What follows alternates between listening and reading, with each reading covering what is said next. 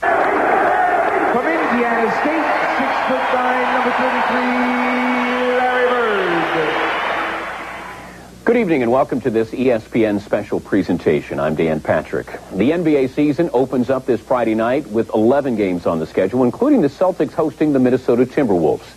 This will be the first time in 13 seasons Celtic fans will not be treated to the talents of Larry Bird. But tonight you will be. We pay tribute to Larry not only with our words, his words, but also those who played with him and against him. We hope you enjoy what we've called Larry's Legend. I always felt that if I go out there and shoot 1,000 extra shots a day, that got down to the last 10 seconds of the game, I should take that shot because I had all the extra practice where these other guys didn't have it. It's going to go to Bird. He's got a shot. Get it, gone! It is gone. It's a three-point field goal. And that's that. It's all over. And I always thought that I carried myself in a way that people were sort of intimidated by me on the basketball court because I knew I could do certain things out there they couldn't do. Now there's a steal by Bird. Underneath the DJ, lays it in. Right up 1 second left. What a play by Bird. I might not have been the fastest guy or I might not be able to jump as high, but I always got the most rebounds and always scored the most points. To fully appreciate what Larry Bird accomplished in his career, you have to first fully understand what he overcame in his life. French Lick, Indiana. Population 2,087 cannot be touched by interstate. Only country back roads can bring you into the second poorest region in the state, an area where the average income is just over $9,000. I don't think any of the kids here realize they're poor as long as you got a basketball in your hand and a pair of tennis shoes and you can perform on Friday night and, be a member of a team. You're not poor if you can do that. There was a point that anytime we left the house to go play ball, we had to take him because Mom would end up having to go to work. She couldn't stay there to watch him. He was too little, so everywhere we went, he had to go. I mean, we didn't like it, but because he was a little troublemaker back then a lot of times. Larry's quest for basketball perfection was developed at an early age, almost out of necessity. During his long practice hours, he wondered, why go home when there's nothing to come home to? He grew from a scrawny 6'1" sophomore to a gangly 6'3" junior to a 6'7" star who would average 30 points and 17 rebounds his senior season. When Larry graduated from Springs Valley, he did what any good Hoosier basketball player wants to do, play for Bob Knight at Indiana. But at age 17, Larry Bird had never been more than 50 miles away from home for longer than a weekend at a time. His stay in Bloomington lasted just 24 days. Saying he felt lost and out of place, the local hero was headed back home. I don't think that I was either quite smart enough or quite understanding enough of Bird's situation when he was here. He was from a small town down in southern Indiana, French Lick, and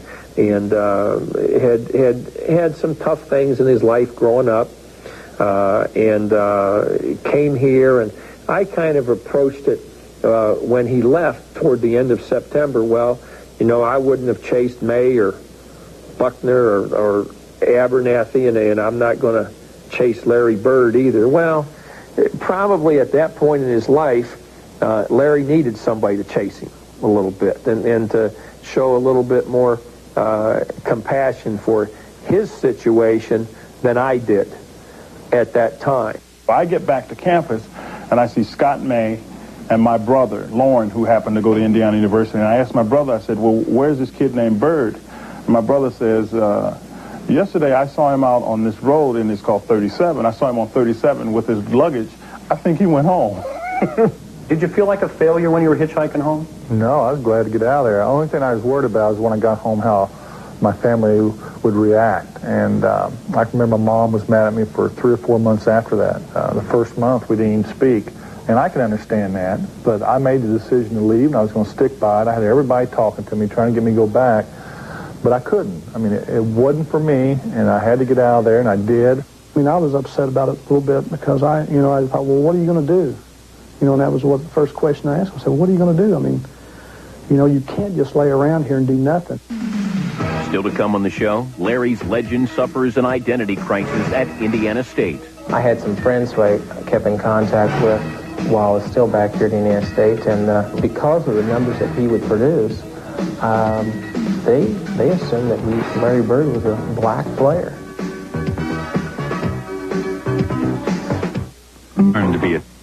When Larry Bird arrived at Indiana State in 1975, he unpacked a suitcase full of unpleasant memories. His father, Joe Bird, had committed suicide the previous year. A teenage marriage was headed for divorce. And in fact, due to the strains of that relationship, Larry Bird was once again ready to quit college. He showed up at his brother Mark's house, a pickup truck full of everything he owned, saying he had left Indiana State. Mark urged Larry to go back to school. Larry said he would only if Mark would go back and live with him. Due to that agreement, Larry Bird put Indiana State on the basketball map. From out of old French Lick on up to ISU, he came to play some basketball. Arlie and Clyde will be the first to agree this Hoosier boy can really do it all. Larry is tremendous at making people believe in themselves. He does it in such a subtle manner you don't know he's doing it. And I think he gave Indiana State the feeling that they could accomplish anything, that they could go and do anything. And as long as he was there, we had that feeling. The fighting Sycamores are racking up the scores, and Indiana has a new state bird. Larry, one thing about him, he always, something in his mind always told him, I'm going to win. I'm going to win. Can nobody here beat me? I'm the best. I'm the greatest. That's the attitude that he had, but he wasn't arrogant with it.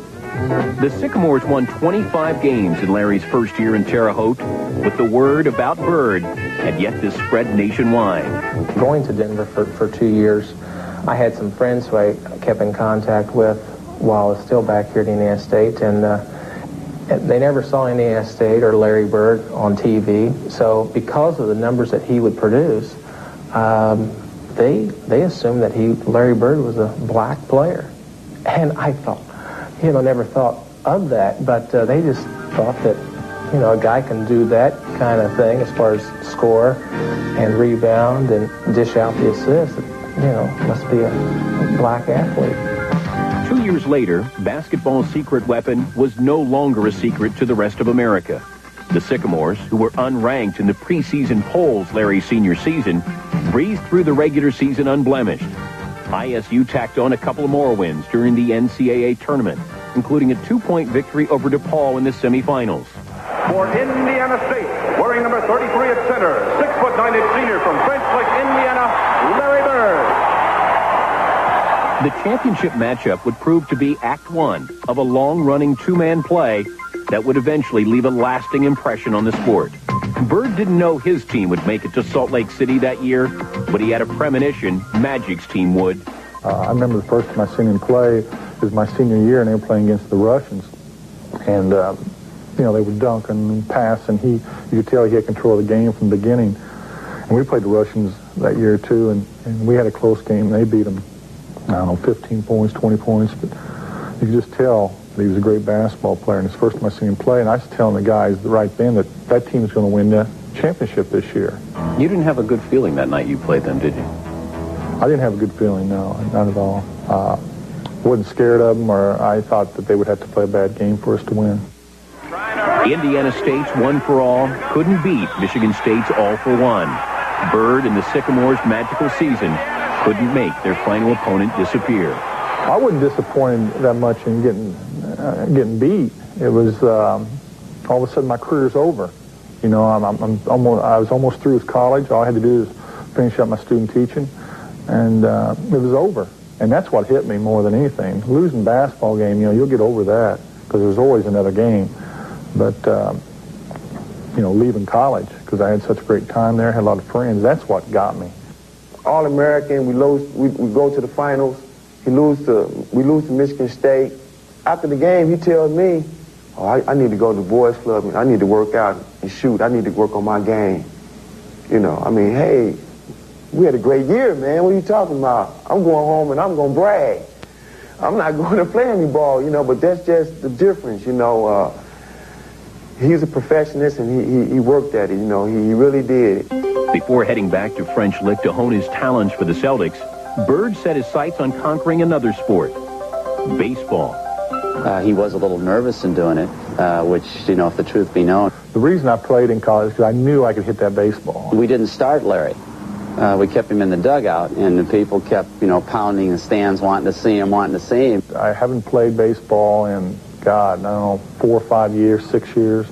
And I went to a lot of their games. I watched him, and I knew I could stand up at the plate and hit the ball. And Larry went up there to pinch hit. We put him in the game as a pinch hitter. And the crowd gave him a standing ovation as he walked up. First time I got up there was like I couldn't believe how hard he was throwing the ball. He proceeded to use his slow pitch softball swing and strike out. He looked terrible. He didn't look much better on defense either. I just got out there. I was playing a doubleheader that day and just got on the field, and there was a pop-up between first base and home plate. And I took off, and me and the catcher dove at the same time, and his shin guard caught me upside the head, and it took me a while to come out of it. And they both laid there on the ground for a minute, and I thought, oh, no, you know, what have we done? I mean, I knew where I was at, but I couldn't stand up. It's like the 100-mile-an-hour wind was blowing me off course. I kept saying to myself, Larry, get up, get up, get up. The poor catcher probably wonders why I wasn't rooting for him, you know. So it took me about 3 or 4 innings to shake it. Wasn't a good experience. Still to come on the show, Larry's pro game plays before rave reviews. And I used to always say that, you know, like to my friends, it's like, yo, is Larry really that good? I used to say, like, yeah, that's the baddest white boy I ever played against. You're eligible when the Celtics selected him as the 6th pick in the 1978 draft. I was on a golf course, and a guy came down and said, hey, you just got drafted by the Boston Celtics. And I didn't even know that I was up for the draft. I didn't know nothing about it. I never followed professional basketball. And that night was at home, and they had it on the news. And I thought, well, I better start checking this out and see what this is all about. Bird joined the Celtics a year later, signing the largest rookie contract in sports history at the time. But he came ready to punch the time clock, not cash paychecks. What was it like when you got your first paycheck? You know, it's funny. I have never, ever seen one of my paychecks from the Celtics. They send it to the bank, and I get a report on it every month, but I've never actually seen a check. You're not even curious. I mean, you know what you're making, but... I never broke it down. Bird was entering the NBA at a time when 80% of its starters were black. He was joining a last-place team with a me-first attitude, a team that had posted the most losses in franchise history the previous season. He refused to be turned into a symbol representing the Great White Hope. Some blacks were skeptical of the knight in shining armor. Well, you know, the league needs great white players. The league needs great black players, you know, because it's great for marketing, great for the league, you know, fans and everything. And so I thought they were really just pushing somebody to be a great white player. I didn't think he was as good as everybody's saying he was. But once I came in and started playing with him, I realized then that everything they said about him was true. You know, we sit back out and have a beer out in the locker room. You know, we was maybe talking. It's like, you know, white boy just lit you up. And I used to always say that, you know, like to my friends, it's like, yo, is Larry really that good? I used to say, like, yeah, that's the baddest white boy I ever played against. The Celtics won 61 games in Bird's rookie season. A year later, he would guide Boston to the first of his 3 titles. 3 years later, he would earn the first of his 3 consecutive MVPs. He was cocky, he was arrogant, and he was driven by being the best player on the best team. My high school coach told me one time, we used to play and practice, and I know he's using it as a motivational tool, but he said no matter how far you run or how fast you run or how many shots you take, there's always somebody down the road a little bit bigger, a little bit stronger, a little bit better. So we always thought that if we put that extra 100 jump shots in or ran that extra mile, we could stay up with that guy. And it took me a long time to think that, well, you know, that one guy he was talking about could have been Magic Johnson. When we came in, we were enemies, and we were natural rivals. No, we didn't like each other. No, we didn't speak. Hey, I don't care for the man. He don't care for me. We're going at each other and going back and forth. And finally, after 4 or 5 years of battling each other to the end, and we have a commercial together. And I'll tell you, that day was the most remarkable day because that brought Magic Johnson and Larry Bird together.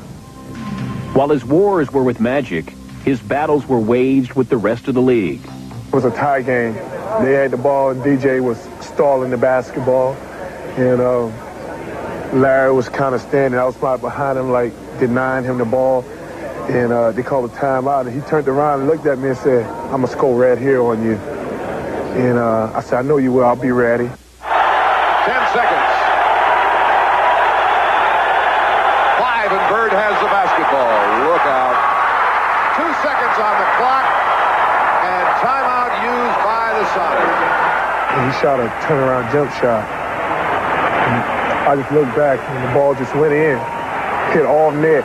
And he said, "I told you so." Another time, it was when we was playing him. He had like 42. Kemp was a freshman. He told Sean Kemp that I'm the best F player to ever come from Indiana and shot a three-pointer in his face, all net.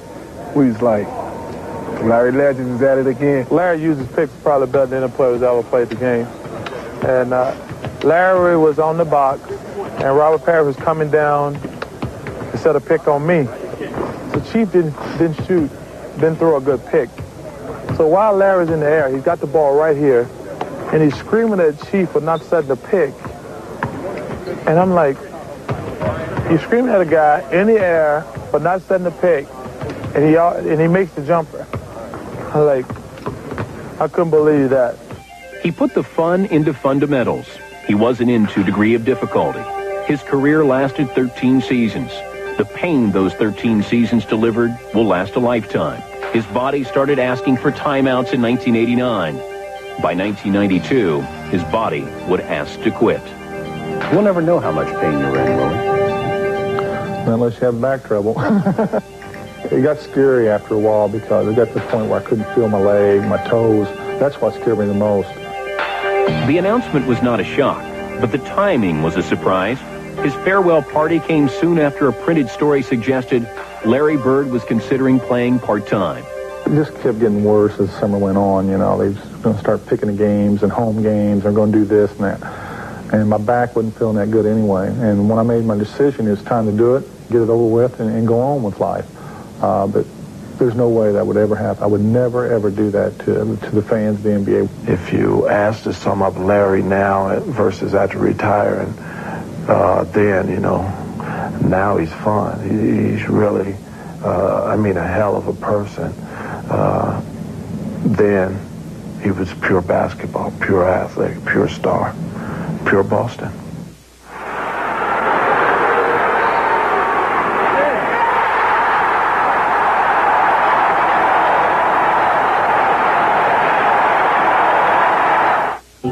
Presentation Larry's Legend is brought to you by Budweiser, the king of beers. With that fresh, pure, natural taste, nothing beats a Bud. When Larry's Legend returns, it's storytelling.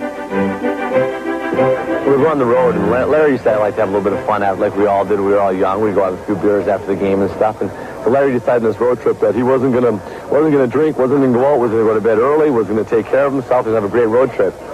He went out. He was about 3 or 4 days into this. We play our game. We play in Golden State. He goes 0 for 8. First time I ever saw him go 0 for 8. He walked in the locker room, and we're all just going like, we've never seen Larry go 0 for 8 like that. And Larry goes, "That's it." He goes, "This is I can't hang out with Chris Ford. Going to bed's not good for you." So we stayed out pretty late that night. And the next night he had about 38 in Portland. One time we were all getting on the plane, and I didn't know Larry wasn't going to play. And so I'm sitting there and I'm waiting for Larry to come in onto the plane, and Dave walks by and I go, "Well, Dave, where's Larry?" And he goes, "Oh, he's not coming." I go, "Well, I'm getting off." And he goes, "Well, what do you mean?" I said, "Well, this plane's going down for sure." And he goes, "Well," and I said, "The sad thing about it is tomorrow's headlines are going to read Bird lives." I can remember the night he and I and Doug, we went out to Rush Street, and as you said, we had a couple beers, maybe a few too many, because the Chicago cheerleading staff happened to be in the bar that we were at, and they kept sending us a few beers, and Before we knew it, it was late at night, and we had a few too many. We got in a cab, and they got us back to the hotel. And about 6 hours later, we had to be up because we were playing a 12 o'clock game that afternoon. And we get to the arena, and, you know, we're still a little tired. And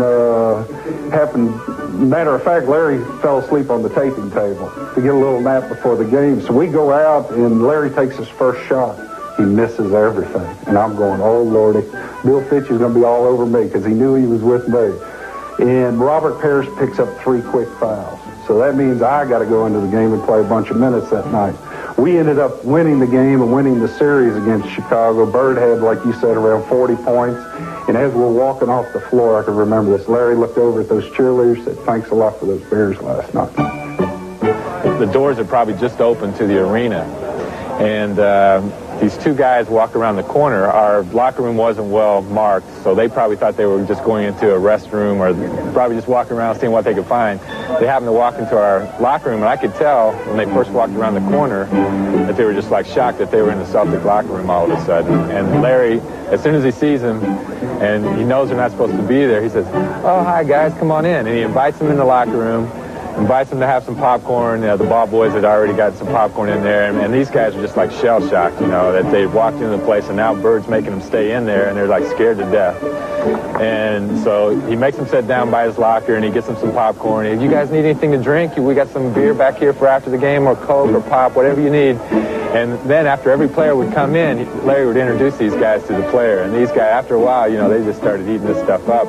Casey Jones walks in the locker room. Casey, come over and meet my friends, my long-lost buddies. And it was just hilarious. I just always wondered after that night what happened to those guys, how many people they told that story to, and how many people believed it. We was in Philadelphia, and it was around Christmas time, and, you know, the people dressing up like Santa Claus. They had like 4 or 5 of them sitting in one row.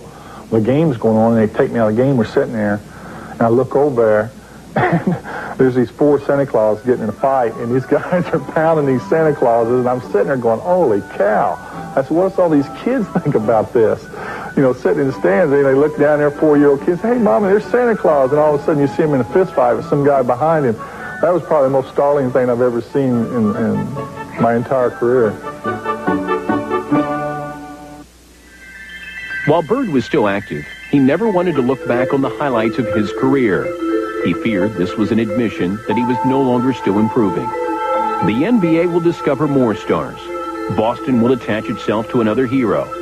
But both will be a little emptier without Larry Bird. Do you even like that Larry Legend stuff? I don't know. My friends like it because that's what they call me, Legend. But I don't know. It's flattering. It's very flattering, but it's also very embarrassing.